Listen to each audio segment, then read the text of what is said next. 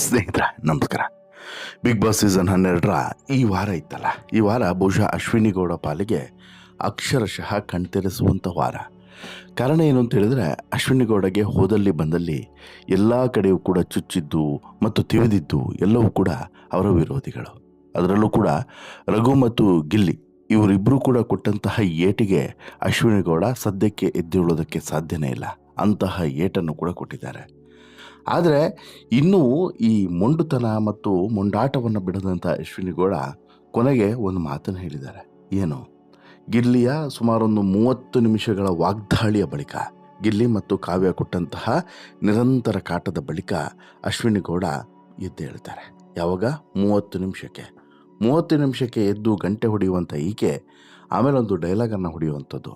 ಬಿದ್ದರೂ ಕೂಡ ಮೀಸೆ ಮಣ್ಣಾಗಲಿಲ್ಲ ಅನ್ನೋ ರೀತಿಯಲ್ಲಿ ಈಕೆಗೆ ಟೈಮ್ ಹೋಗಿದ್ದು ಗೊತ್ತಿತ್ತಂತೆ. ಆದರೆ ಏನೆಲ್ಲ ಬರುತ್ತೆ ಬರಲಿ ಎನ್ನುವುದನ್ನು ನೋಡಿಕೊಂಡು ಸುಮ್ಮನೆ ಇದ್ರಂತೆ. ಇದನ್ನು ಯಾರಾದರೂ ನಂಬೋಕ್ಕಾಗುತ್ತಾ? ಯಾರೂ ಕೂಡ ನಂಬೋಕ್ಕಾಗಲ್ಲ. ಎಲ್ಲಿವರೆಗೆ ಅಂತ ಹೇಳಿದ್ರೆ, ಈ ಸಲ ಭಾರೀ ಹೈಡ್ರಾಮವನ್ನು ಮಾಡಿದಂತಹ ಅಶ್ವಿನಿ ಗೌಡಗೆ ಕಳಪೆ ಪಟ್ಟ 2ನೇ ಬಾರಿ ಸಿಕ್ಕಿದೆ. ಇದು ಒಂದು ರೆಕಾರ್ಡೆ. ಕಳಪೆ ಪಟ್ಟ 2ನೇ ಬಾರಿ ಸಿಕ್ಕಿದೆ. ಕಿಚ್ಚ ಸುದೀಪ್ ಅವರ ಚಪ್ಪಾಳೆಯನ್ನು ಗಿಟ್ಟಿಸ್ಕೊಳ್ತೀನಿ ಅಂತೇಳಿ ಚಾಲೆಂಜನ್ನು ಹಾಕಿದ್ದಂಥ ಇದೇ ಅಶ್ವಿನಿ ಗೌಡ 2ನೇ ಬಾರಿಗೆ ಬಿಗ್ ಬಾಸ್ ಮನೆಯ ಜೈಲು ಸೇರುವಂತಹ ಒಂದು ಯೋಗ ಸಿಕ್ಕಿರುವಂಥದ್ದು ಇದೆಯಲ್ಲ, ಇದು ಬಹುತೇಕ ಕನ್ನಡಿಗರು ಖುಷಿ ಪಡುವಂಥ ಸುದ್ದಿ. ಯಾಕಂತ ಹೇಳಿದ್ರೆ, ಈ ವಾರ ಮಾಡಿದಂಥ ಸಾಧನೆ ಅಶ್ವಿನಿದು ಅಂಥದ್ದಿತ್ತು. ಅಸಲಿಗೆ ಈ ವಾರದ ಕಳಪೆ ಅಶ್ವಿನಿನೇ, ಅದರಲ್ಲೂ ಕೂಡ ಡೌಟ್ ಇಲ್ಲ. ಮತ್ತು ಶುಕ್ರವಾರ ಅಶ್ವಿನಿಗೆ ಹೇಗೆಲ್ಲ ಬೆಂಡನ್ನು ಎತ್ತಿದ್ರು ನೋಡ್ತಾ ಹೋಗೋಣ. ಅದಕ್ಕಿಂತ ಮುಂಚೆ ನೀವಿನ್ನೂ ಕೂಡ ನಮ್ಮ ಚಾನಲನ್ನು ಸಬ್ಸ್ಕ್ರೈಬ್ ಮಾಡಿಲ್ಲ ಅಂದರೆ ದಯವಿಟ್ಟು ಕೂಡಲೇ ಸಬ್ಸ್ಕ್ರೈಬ್ ಮಾಡಿ ಸ್ನೇಹಿತರೆ. ನೋಡಿ, ಅಶ್ವಿನಿ ಗೌಡ ಈ ವಾರ ಮಾಡಿದಂಥ ಹೈಡ್ರಾಮಗಳು ಒಂದಲ್ಲ ಎರಡಲ್ಲ. ಆರಂಭದಿಂದನೂ ಕೂಡ ಅಂತ್ಯದವರೆಗೂ ಕೂಡ ಒಂದಲ್ಲ ಒಂದು ಡ್ರಾಮವನ್ನು ಮಾಡಿಕೊಂಡು ಬಿಗ್ ಬಾಸ್ ಮನೆಯಲ್ಲಿ ದಿನವನ್ನು ಕಳೀತಾ ಬಂದಿರುವಂಥ ಅಶ್ವಿನಿಗೆ ಈ ವಾರ ಮಾತ್ರ ಅಕ್ಷರಶಃ ಒಂದು ರೀತಿಯಲ್ಲಿ ಸಂಕಷ್ಟಮಯ ವಾರ. ಅದರಲ್ಲೂ ಕೂಡ ಈ ರಘು ಜೊತೆಗೆ ಕಿತ್ತಾಟ, ಗಿಲ್ಲಿ ಜೊತೆಗೆ ಕಿತ್ತಾಟ, ಇದು ನಿರಂತರವಾದದ್ದು. ಬಟ್ ಯಾವಾಗ ರಘು ಜೊತೆಗೆ ಕಿತ್ತಾಟ ಆಯಿತೋ, ಇಡೀ ಮನೆಯೇ ಅಶ್ವಿನಿ ಗೌಡ ವಿರುದ್ಧ ತಿರುಗಿ ಬೀಳೋದಕ್ಕೆ ಶುರು ಮಾಡಿತು. ಅಸಲಿಗೆ ಒಂದಷ್ಟು ಜನ ಬಕೆಟ್ ಹಿಡಿಯುವಂಥ ಪ್ರಯತ್ನವನ್ನು ಮಾಡಿದ್ರೂ ಕೂಡ ರಘು ಗೌಡ ಮಾತ್ರ ಇದಕ್ಕೆ ಯಾವುದಕ್ಕೂ ಕೂಡ ಸೊಪ್ಪನ್ನು ಕೂಡ ಹಾಕಲಿಲ್ಲ. ಮ್ಯೂಟೆಂಟ್ ರಘು ಯಾವುದಕ್ಕೂ ಕೂಡ ಸೊಪ್ಪನ್ನು ಹಾಕಲಿಲ್ಲ.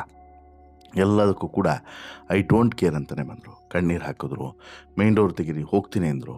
ಇಲ್ಲಿ ಮಹಿಳೆಯರಿಗೆ ಗೌರವ ಇಲ್ಲ ಅಂದರು. ವುಮೆನ್ ಕಾರ್ಡನ್ನು ಪ್ಲೇ ಮಾಡಿದ್ರು. ಗಿಲ್ಲಿ ನನಗೆ ವೈಯಕ್ತಿಕವಾಗಿ ವಾಗ್ದಾಳಿಯನ್ನು ಮಾಡ್ತಿದ್ದಾನೆ ಅಂತ ಹೇಳ್ಬಿಟ್ಟು ಊಟ ಬಿಟ್ಟರು.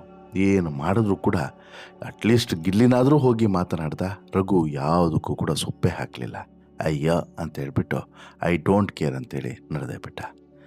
ಈಗ ಒಂದು ರೀತಿಯಲ್ಲಿ ಶುಕ್ರವಾರ ಇದೆಯಲ್ಲ, ಶುಕ್ರವಾರ ಅಶ್ವಿನಿ ಅವರು ನಿರಂತರವಾದಂತಹ ಸ್ನಾನ ಮಾಡಿದಂತಹ ವಾರ ಅಂತಲೇ ಹೇಳ್ಬೋದು, ಅಥವಾ ದಿನ ಅಂತಲೇ ಹೇಳ್ಬೋದು. ಕಾರಣ ಏನು ಅಂತ ಹೇಳಿದ್ರೆ, ಗಿಲ್ಲಿ ಮತ್ತು ಕಾವ್ಯ ಕೊಟ್ಟಂಥ ಏಟುಗಳು ಆ ಪರಿಪ್ರಮಾಣದಲ್ಲಿತ್ತು. ಕ್ಯಾಪ್ಟನ್ಸಿ ಟಾಸ್ಕ್ ಆಗಿ ಇಬ್ಬರನ್ನು ಆಯ್ಕೆ ಮಾಡಿ, ಇಬ್ಬರಲ್ಲಿ ಯಾರು ಎಲ್ಲವನ್ನು ಕೂಡ ಸಹಿಸ್ಕೊಂಡು, ವಾಗ್ದಾಳಿಗಳನ್ನು ಸಹಿಸ್ಕೊಂಡು 12 ನಿಮಿಷದ ಆಸುಪಾಸಿನಲ್ಲಿ ಗಂಟೆಯನ್ನು ಹೊಡಿತಾರೋ ಅವರು ಕ್ಯಾಪ್ಟನ್ ಅನ್ನುವಂತಹ ಒಂದು ಟಾಸ್ಕನ್ನು ಕೊಡಲಾಗಿತ್ತು. ಮೊದಲಿಗೆ ಅಶ್ವಿನಿ ಗೌಡ ಅವರನ್ನು ಕುರ್ಚಿಯ ಮೇಲೆ ಕೂರಿಸಿ ಎದುರುಗಡೆ ಕೂತಂಥ ಗಿಲ್ಲಿ ಶುರು ಮಾಡಿದಂಥದ್ದೇ ಏಕವಚನದಿಂದ. ಅಶ್ವಿನಿ ಅನ್ನುವಂತಹ ಪದವನ್ನು ಬಳಸಿದ್ರೆ ಏನು ತಪ್ಪು? ಅಶ್ವಿನಿ ಗೌಡ ಅಂತಲೇ ಬಳಸಬೇಕು ಅನ್ನೋದು ಯಾವ ರೂಲ್ಸು? ನಾನು ಅಶ್ವಿನಿ ಅಂತಲೇ ಬಳಸ್ತೀನಿ, ಅಶ್ವಿನಿ ಅವರೇ ಅಂತಲೇ ಕರಿತೀನಿ. ಅದು ಹೇಗೆ ಏಕವಚನ ಆಗ್ತದೆ? ಈಗ ನಿಮ್ಮ ಎದುರುಗಡೆ ಎ ಅಂತೇಳಿದರೆ ನಾನು ಕೂಡ ಅಶ್ವಿನಿ ಅಂತಲೇ ಕರೆಯೋದು. ಏನಿವಾಗ ಏನು ಮಾಡ್ಕೊಳ್ತೀರಾ ಅನ್ನುವಂತಹ ಒಂದಷ್ಟು ಪಾಯಿಂಟ್ಸ್ಗಳನ್ನು ಇಟ್ಕೊಂಡು ವಾಗ್ದಾಳಿಯನ್ನು ನಡೆಸಿದ್ರು. ಎಲ್ಲಿವರೆಗೆ ಅಂತ ಹೇಳಿದ್ರೆ, ರಾಜಮಾತೆ ಸತ್ತೇ ನೀನು ಇವತ್ತು ಅಂತಲೇ ಶುರು ಮಾಡಿದಂತಹ ಗಿಲ್ಲಿ ಅಕ್ಷರಶಃ ಅಶ್ವಿನಿ ಗೌಡ ಅವರ ಜನ್ಮ ಜಾಲಾಡಿಬಿಟ್ರು. ಅಶ್ವಿನಿ ಗೌಡಗೆ ಬಹುಶಃ ಕಲ್ಪನೆಯೂ ಕೂಡ ಇರಲಿಲ್ಲ ಇಂತಹ ಮಾತುಗಳು ಬರ್ತವೆ ಅಂತೇಳಿ. ಬಂದಂಥ ಒಂದೊಂದು ಮಾತುಗಳು ಕೂಡ ಎದೆ ಸೀಳುವಂಥ ಮಾತುಗಳೇ. ಅಂಥ ಮಾತುಗಳು ಇಡೀ ಮನೆಯೇ ನಗ್ತಾ ಕೂತಿತ್ತು. ಇಡೀ ಮನೆಯೇ ಗಿಲ್ಲಿ ಕಾವ್ಯ ಅಟ್ಯಾಕ್ಗಳನ್ನು ನೋಡಿ ಅಚ್ಚರಿಪಟ್ಟಿತ್ತು. ಗಿಲ್ಲಿಯ ಮಾತಿನ ಮುಂದೆ ಇನ್ನೊಬ್ಬರು ಗೆಲ್ಲೋದಕ್ಕೆ ಸಾಧ್ಯನೇ ಇಲ್ಲ. ಅದನ್ನು ಮತ್ತೊಮ್ಮೆ ಸಾಬೀತು ಮಾಡಲಾಯಿತು. ಇನ್ನು ಸುಮಾರೊಂದು 30 ನಿಮಿಷಗಳ ಕಾಲ ಅಶ್ವಿನಿಯವರ ವೃತ್ತಾಂತವನ್ನು ತೆಗೆದಿಟ್ಟಿರುವಂಥ ಗಿಲ್ಲಿ ತನ್ನದೇ ಶೈಲಿಯಲ್ಲಿ ಅಶ್ವಿನಿ ಗೌಡ ಏನು ಅನ್ನೋದನ್ನು ಇಡೀ ಕರುನಾಡಿಗೆ ತೋರಿಸಿಕೊಟ್ಟಿದ್ದಾನೆ. ಇನ್ನು ಈ ಮಾತುಗಳು ಎಷ್ಟು ಚೆನ್ನಾಗಿತ್ತು ಅಂತ ಹೇಳಿದ್ರೆ ಅಶ್ವಿನಿ ಗೌಡಗೆ ಎದ್ದೇಳೋದಕ್ಕೆ ಮನಸ್ಸು ಬರಲಿಲ್ವಂತೆ. ಏನೆಲ್ಲ ಬರಲಿ ಅಂತ ಹೇಳ್ಬಿಟ್ಟು ಸುಮ್ಮನೆ ಕೂತು ಬಿಟ್ಟಿದ್ರಂತೆ. ಇದು ನಂಬುವಂಥ ವಿಚಾರನ ನೀವೇ ಹೇಳಿ. ಅಶ್ವಿನಿ ಅವರು ಈ ರೀತಿ ಕ್ಯಾಪ್ಟನ್ಸಿ ಟಾಸ್ಕನ್ನು ಬಿಟ್ಟು ಅಲ್ಲಿ ಕೂರುವಂಥ ವಿಚಾರ ಏನಾದರೂ ಇದೆಯಾ? ಅದನ್ನು ಕೇಳಿದಕ್ಕೆ ಅಯ್ಯೋಯ್ಯೋ ಏನು ನಾಟಕಗಳು, ಏನು ನಾಟಕದ ಉತ್ತರಗಳು, ನೀವು ನೋಡಬೇಕು ಅವೆಲ್ಲವನ್ನು ಕೂಡ, ನಗಬೇಕು ಅಳಬೇಕು ಒಂದು ಕೂಡ ಗೊತ್ತಾಗಲ್ಲ. ಇಲ್ಲ ನಾನೇ ನೋಡ್ತಾ ಇದ್ದೆ ಏನೆಲ್ಲ ಬರುತ್ತೆ ಬರಲಿ ಅಂತೇಳ್ಬಿಟ್ಟು, ಇನ್ನೂ ಏನೆಲ್ಲ ಮಾತನಾಡಲಿ ಅಂತೇಳ್ಬಿಟ್ಟು ನಾನು ಕೂಡ ಸುಮ್ಮನೆ ಇದ್ದೆ ಅಂತೇಳಿ ಡೈಲಾಗ್ ಬಿಡುವಂಥ ಅಶ್ವಿನಿ ಕೊನೆಗೆ ಕ್ಯಾಪ್ಟನ್ ಆಗಿ ಆಯ್ಕೆಯಾದಂತಹ ಅಭಿಷೇಕ್ಗೆ ಬೆನ್ನು ತಟ್ಟಿ ನೀನು ಪಾರ್ಶಾಲಿಟಿಯ ಡಿಸಿಷನ್ಸ್ ಅಂತ ತೆಗೆದುಕೊಳ್ಳಬಾರ್ದು ಅನ್ನುವಂಥ ವಿಚಾರವನ್ನು ಹೇಳುವಂಥದ್ದು. ಇವೆಲ್ಲವೂ ಕೂಡ ಅಶ್ವಿನಿ ಗೌಡ ಅವರ ಡ್ರಾಮಾವನ್ನು ತೆರೆದಿಡ್ತದೆ. ಅಶ್ವಿನಿ ಗೌಡ ಹೇಗೆಲ್ಲ ನಾಟಕ ಆಡ್ತಿದ್ದಾರೆ ಅನ್ನೋದು ಸ್ಪಷ್ಟವಾಗಿ ಗೊತ್ತಾಗ್ತದೆ. ಬಹುಶಃ ಅಶ್ವಿನಿ ಗೌಡಗೆ ಈ ಶುಕ್ರವಾರ ಇದೆಯಲ್ಲ, ಒಂದು ರೀತಿಯಲ್ಲಿ ಅಶುಭ ಶುಕ್ರವಾರ ಅಂತಲೇ ಹೇಳ್ಬೋದು.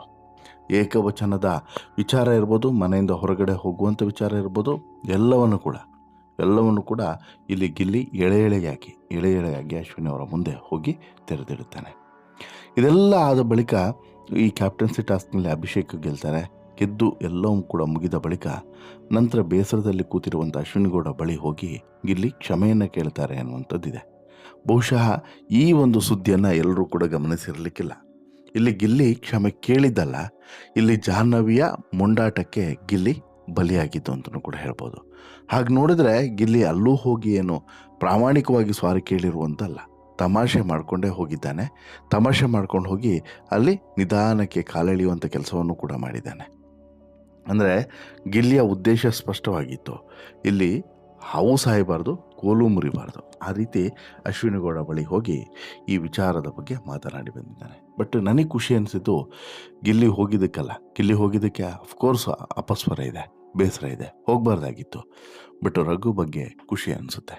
ರಘು ತೆಗೆದುಕೊಂಡಂಥ ಸ್ಟ್ಯಾಂಡ್ ಇದೆಯಲ್ಲ, ಅದು ಪಕ್ಕಾ ಸ್ಟ್ಯಾಂಡ್. ಯಾವುದೇ ಕಾರಣಕ್ಕೂ ಕೂಡ ಹೋಗಿ ಕ್ಷಮೆ ಕೇಳುವಂತಹ ಮಾತೇ ಇಲ್ಲ ಅಂತೇಳ್ಬಿಟ್ಟು ಇಲ್ಲಿ ಮಾತನಾಡ್ತಾರೆ. ಅಲ್ಲಿಗೆ ಒಂದಂತೂ ಕ್ಲಿಯರ್ ಆಯಿತು, ಅಶ್ವಿನಿ ಗೌಡಗೆ ಏಕವಚನದಲ್ಲಿ ಮಾತನಾಡಿದ್ರು ಅನ್ನುವಂಥ ಒಂದು ಡ್ರಾಮಾವನ್ನು ಇಪ್ಪಿಸಿದ್ರಲ್ಲ, ಆ ಡ್ರಾಮಕ್ಕೆ ಡೋಂಟ್ ಕೇರ್ ಅನ್ನೋ ರೀತಿಯಲ್ಲಿ ಆಯಿತು.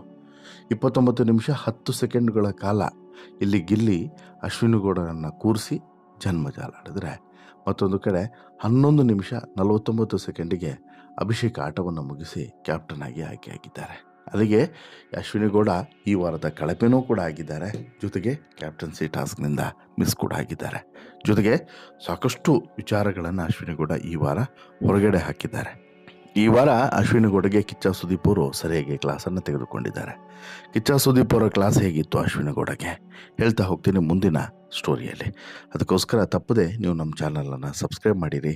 ಜೊತೆಗೆ ಈ ಸ್ಟೋರಿ ಇಷ್ಟ ಆಯಿತು ಅಂತ ಹೇಳಿದ್ರೆ ನಿಮ್ಮ ಅಭಿಪ್ರಾಯವನ್ನು ಕಮೆಂಟ್ ಮಾಡಿ ತಿಳಿಸಿ. ಹಾಗೆಯೇ ಈ ಸ್ಟೋರಿಯನ್ನು ಹೆಚ್ಚು ಜನರಿಗೆ ಲೈಕ್ ಮಾಡಿ, ಶೇರ್ ಮಾಡಿ, ಚಾನಲ್ಗೆ ಸಬ್ಸ್ಕ್ರೈಬ್ ಆಗೋದನ್ನು ಮರಿಬೇಡಿ. ಧನ್ಯವಾದ.